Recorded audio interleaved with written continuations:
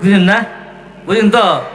যারা যারা লাগি মূর্তি পূজা দিয়ে মূর্তি পূজা করছে এরাম এরাম এরাম কৃষ্ণ হরি রাম কইছে না? কইছে। আল্লাহ ওলিদের মাজারে যাইয়া জিয়ারত করলে তোমার শিরক গুনাহ হয়ে যায়। ও মৌলবী, তুমি 2 টাকার মৌলবী, 2 বাতার মৌলবী ফতোয়া দাও। আল্লাহ ওলাদের মাজারে যাইয়া, আল্লাহ ওলিদের মাজারে যাইয়া যদি আল্লাহ ওলিদের মাজারে যাইয়া যদি আপনার জিয়ারত করা হয় তাহলে তুমি শিরিক ফতোয়া দাও।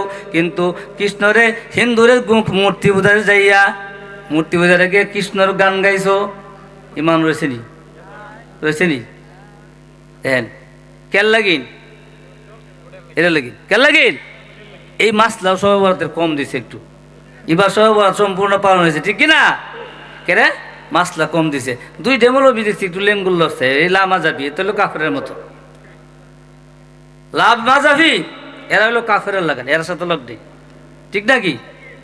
সবাই বরাতের রাত্রি আল্লাহ পাক রব্বুল আলামিন কোরআন শরীফ বলেছেন, সূরা আয়াত, কোন আয়াত?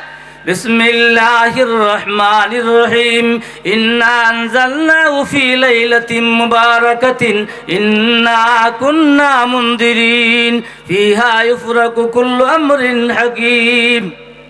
মুবারক রাত্রি,